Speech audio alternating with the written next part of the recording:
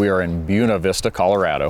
One of my most favorite places. It is gorgeous here. Love this part of the state. I've spent a lot of time in this area with my family and just very excited to be here for the crawl. This is my first time in Colorado out here, and it's been amazing. There's so much to see. The scenery is beautiful. Everywhere you look, there's mountains. I've just had a great time. So the first day, we decided to take 2 different groups. So I took the group down Chinaman Gulch, and the other guys who wanted to try Carnage Canyon went down that way, and then we kind of met towards the end.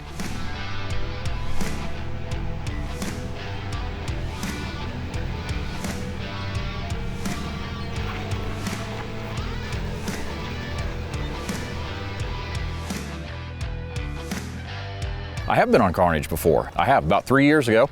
Went up to the first V-notch waterfall, depending on who you talk to, what it's called. That time I didn't have a rig that could even attempt it, so we turned around and went back down. But that was my first experience with it.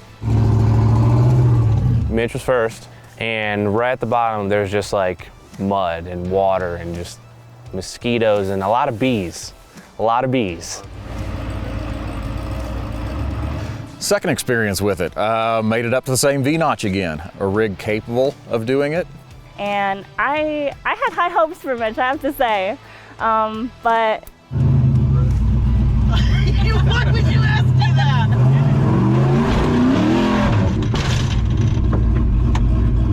Hit real hard on the right side. Used all those ponies and broke out that U-joint. As hard as I beat on that rig for this whole year, that is the very first thing that has broke on it. So I think all the parts have done exceptionally well. So that was a good time. So backed him out of there and just kind of started wrenching away. Had a lot of help on the trail. Tommy Dykstra, he actually had, he's got a build very similar to mine. He had a shaft, so we just swapped a complete shaft in and out and got me going again. So I chose to, from that V-notch, I went back down, and then we had another group up on Chinaman's Gulch. He made a good call being like, all right, I think I'm gonna call it here, guys.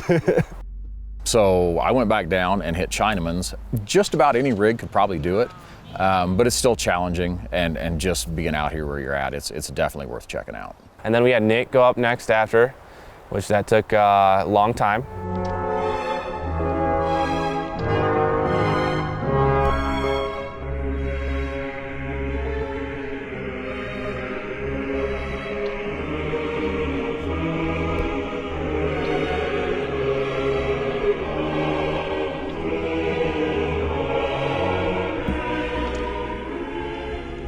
Very long time.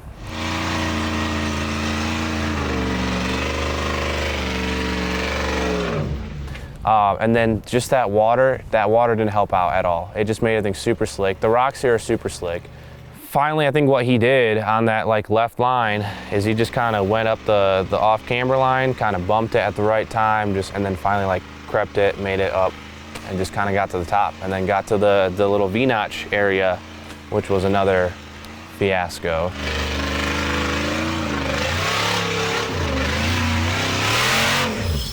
So you have the big V-notch, and then there's also kind of like a little notch right before that. So you're supposed to kind of get your driver's side tires way far left and kind of stay on the rocks there. But every single time you went to reposition, it would just toss you over in the same spot, and you couldn't get your rear tire up on that left side.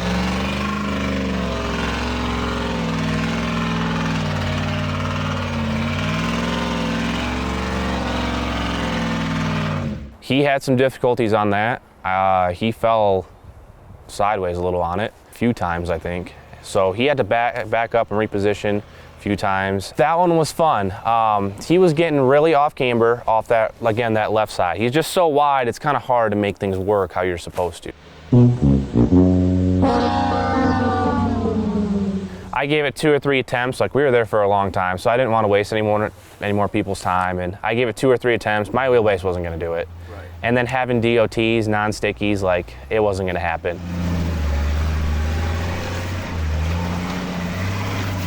Just kind of use their really awesome winch points that they have all throughout that trail and kind of winch it up to the V-notch area. So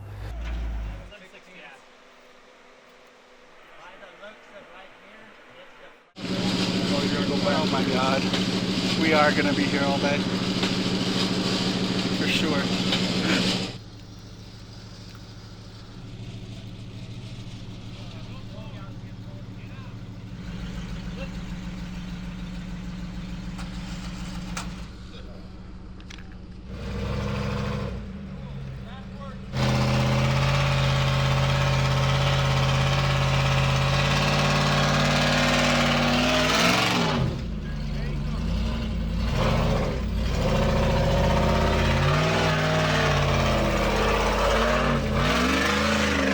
After Nick got out of the V-notch area, I went in there, thought I had a good line on it, and then we were going pretty steady and pretty good on the top. And I honestly don't know what happened.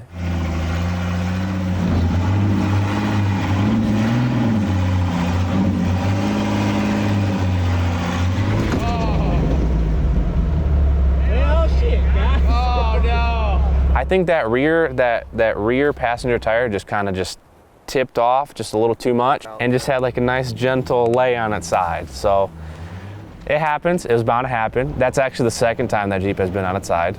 I tried to drive out of it a little bit and it didn't work. It would just keep being in the same spot. I thought you were gonna back out. I know, I tried. And then I looked at everyone's faces and they're like just kind of questioning things. They didn't really give a good expression of like, yes, it would happen or no, it wouldn't happen. Your GoPro's down there, bud. Oh, man. Yep. Cool. Oh, there she is. Yeah, there she is. Woo! Yep. No. Ah!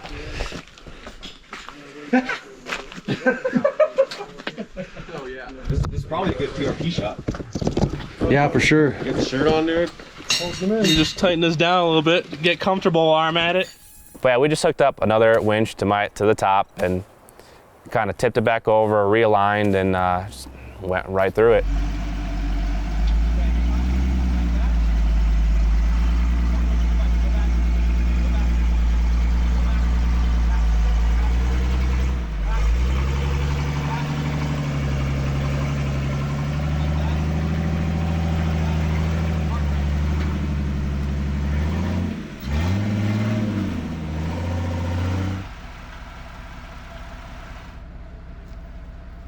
Got it?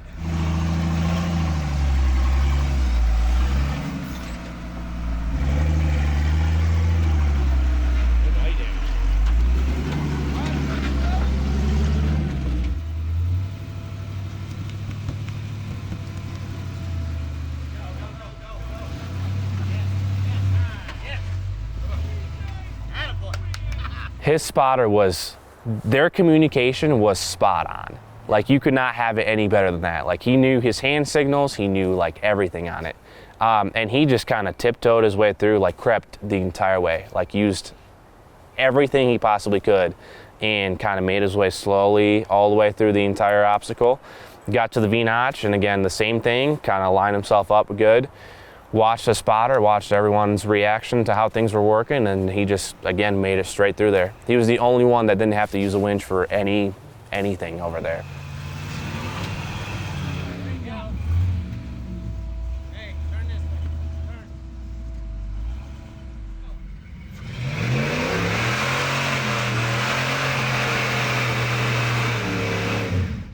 And then Luke was the one after him, another CJ or Scrambler. I'm bad with those, the older models, but he had a lot of high, we tried the high horsepower route and that didn't really work. Yeah, we just ended up winching him through there and Jordan came through. Jordan gave it a few attempts. Again, same thing, winched him through the rest of it.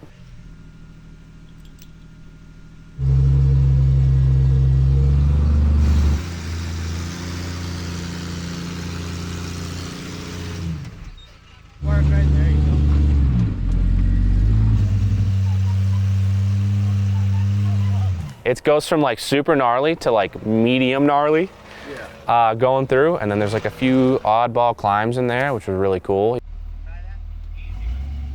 I think in total we started out with 10 or 15 rigs to try and do Carnage, and we got 5 or 6 through, 5 through.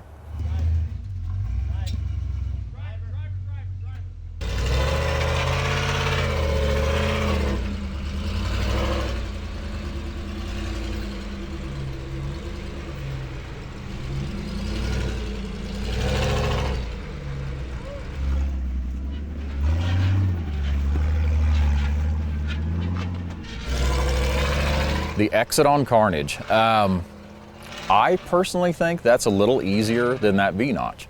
It's hard to find and stay on the right line on that V-notch. The exit, huge boulders, very steep, real intimidating, but there is a line. It's just a right and a left and back to the right, and if you can make those couple pivots around those huge boulders, there is a line on that exit, and I actually don't think it is as difficult as that first obstacle.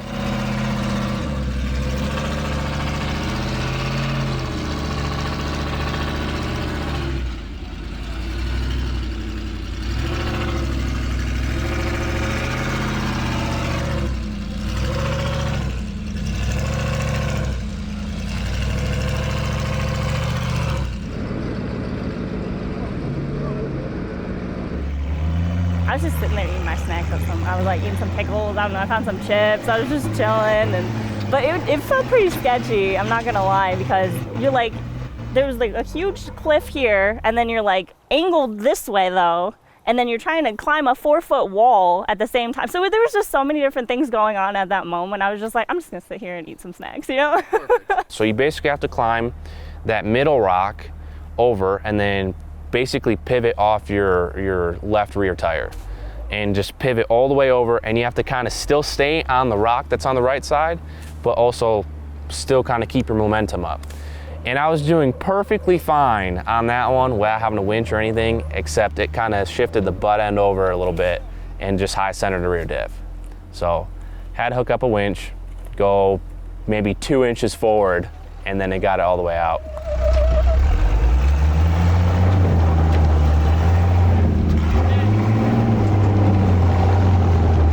It's like a big boulder slab on the left, and then you have like another just small slab on the right.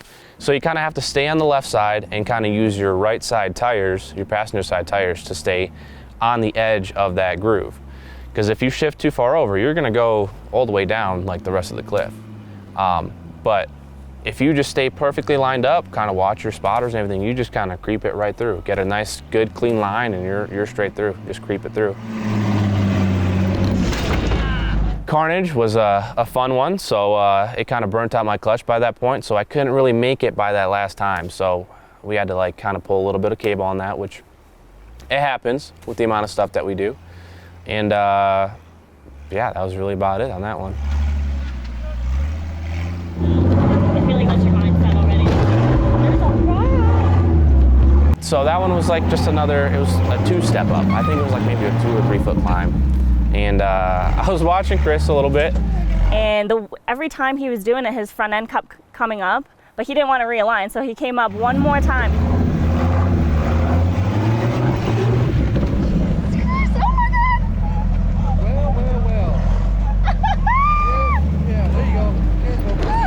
And the only thing that saved us from rolling over was this little tree right behind me, because I was literally like looking straight up at the sky. I didn't even know. I was like, are we going over? Like, are we not?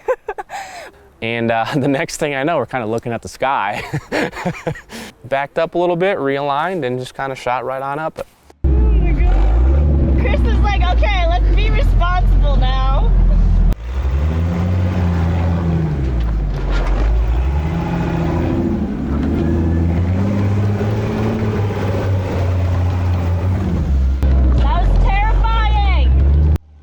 So that wasn't an issue at all. Right. Issue at all.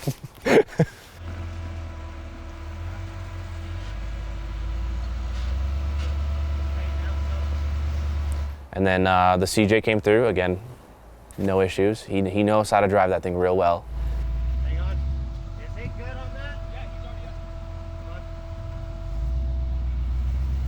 Yeah. Hold it just like that. Perfect. Hold it just like that. Right now. Come to me. All right, swing way out over here.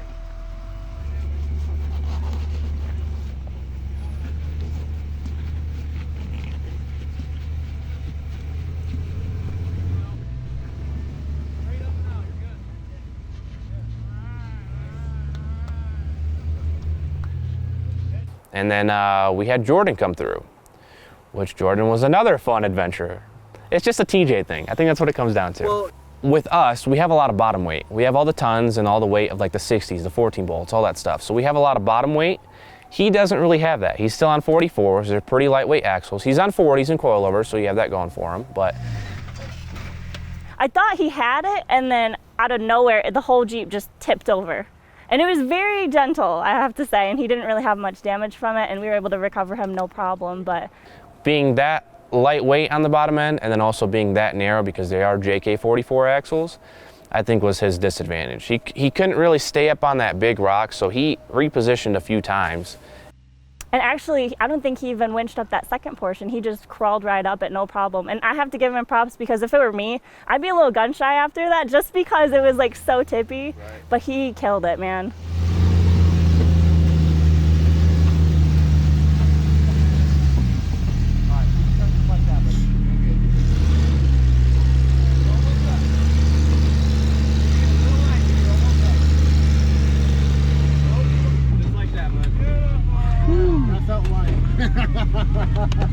Good job, buddy. Thanks.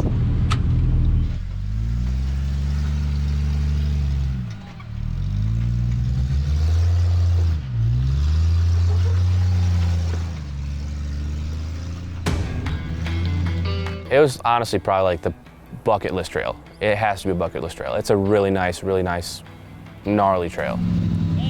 Good stuff, guys.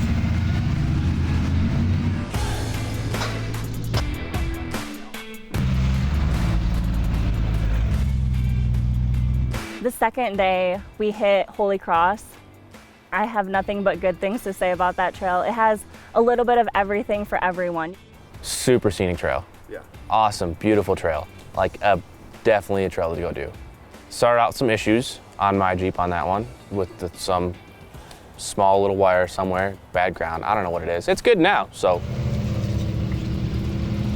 And we had a really great variety of vehicles and people out there too. So it was a lot of fun. There were some harder obstacles, I would say, and that was the beauty of it though, is like when everyone picked their line, it was like kind of a different experience because the builds are different, the lines were different, and it was like different outcomes.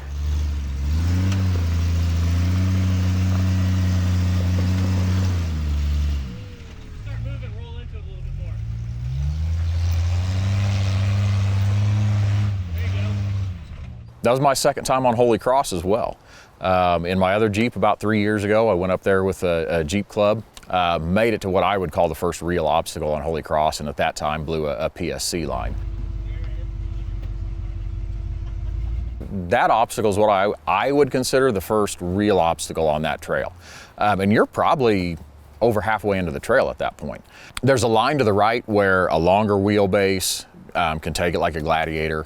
And it's also, if you're not super comfortable, you can take that right line. It's just more of a gradual climb. The left is a little more technical. Right there, that's the granite out here has got so much grip, and the Mickey Thompsons just bit and grabbed on, and I just rolled right up it. No issues whatsoever. Didn't belly out at all. You know, since that's where I broke down 3 years ago, making it up over that spot was kind of cool. Knowing that I could make it to the end of the trail, so that was a lot of fun.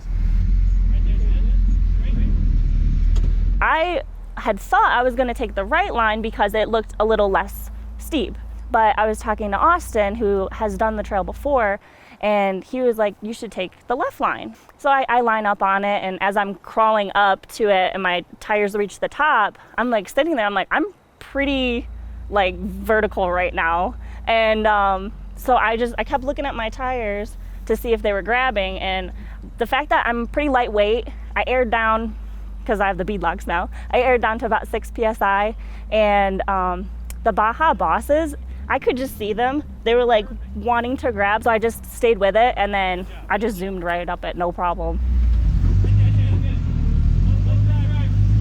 We're working an obstacle right now. Is that why we're kind of stopped?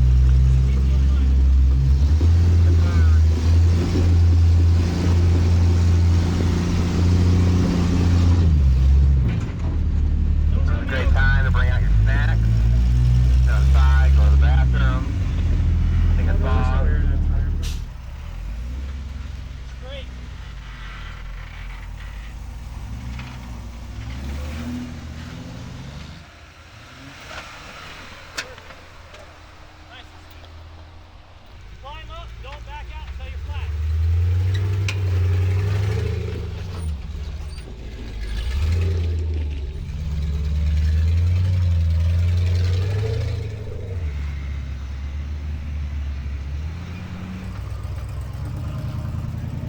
The water crossing, I've heard and seen that it can be pretty difficult. It's really dry right here now, so there is very little water in that crossing. I think most of our rigs on 37s or better walked right through it without any issues. But I would like to come back when there is a little bit more water flowing through there just to see it and try it under different conditions. I definitely want to come back and give that a shot. But we did have a few rigs that were a little bit smaller. I think a few drivers that weren't quite as experienced and could definitely make it a little bit tougher for them. So that's something to watch. If you make it through the creek crossing with no problem, that little bit of climb out of there's some boulders and stuff sticking up that can definitely get you hung up, so something to watch.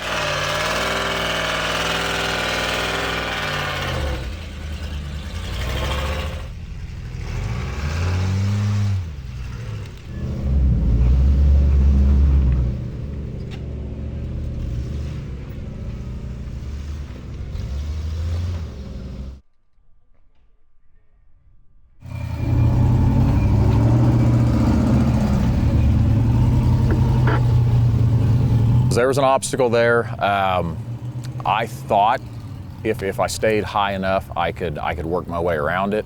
I couldn't drop down any lower because if I did, my driver's side was going to drop in and could seriously be some issues. If that dropped down, possibly roll that over right there. Now that being said, that does have a bypass, I guess you would call it as well. You can swing out wider and you don't have to take that climb. You almost want your butt a little over this way.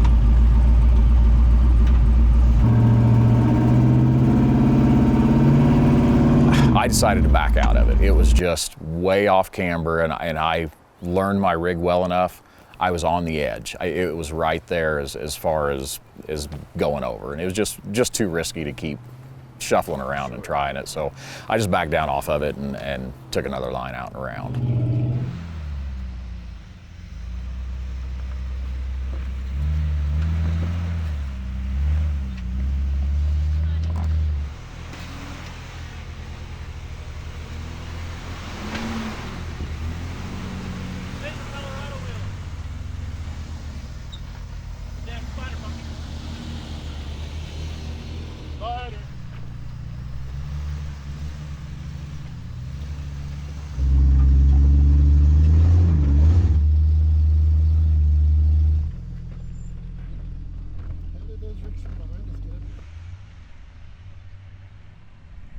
Holy Cross City. It's the first time I've been made it up that far. A couple intact cabins up there that are very cool looking. Part of another cabin off to the side that's just, from time is mostly gone. Quite a little bit of mining equipment stuff up there. Just so cool to see that old stuff and the old cabins up there in the mountains. Just beautiful up there in that area. Just in the middle, like you just drove for probably 10 miles, something like that, and then you just come into this little cabin town, abandoned cabin town. It's super cool. Said it's there for 130 years. It's insane.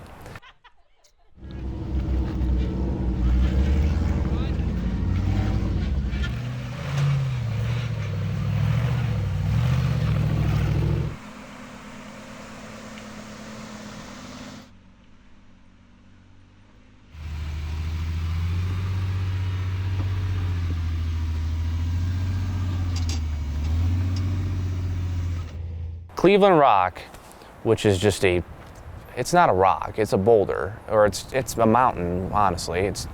It's not a rock at all. Like, this is a rock, that's not a rock.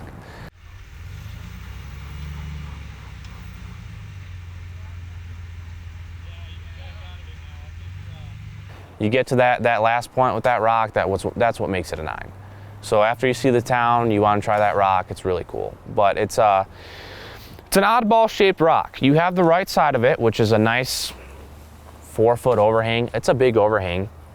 And then you have the left side of it, which is it's a smoother way up, but it's also a smoother rock too. It's not as grippy. And then you have a tree on the right too. It just kind of makes it a fun little climb.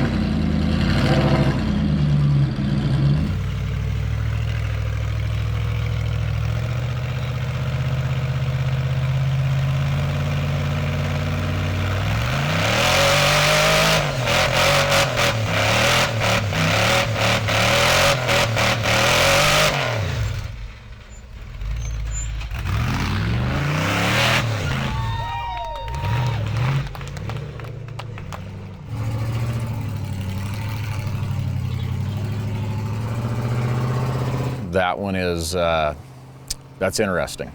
There's what I would say is buggy line type of stuff, but there is a line to the left that I was able to take and made it up after a little situating and getting everything right where I needed it.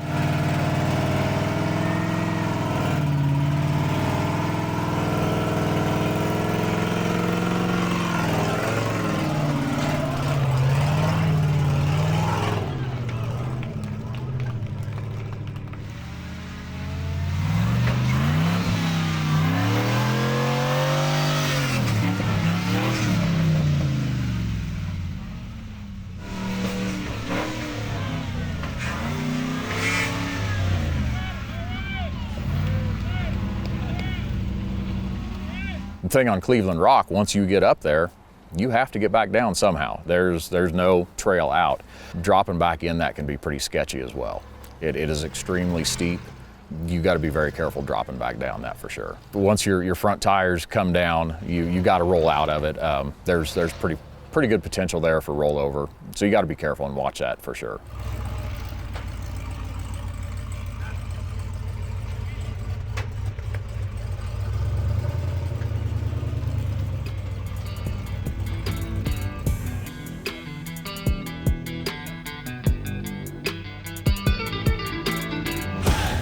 It took us a whole day to get to the top, and it took us like 10 minutes to get back. It's insane.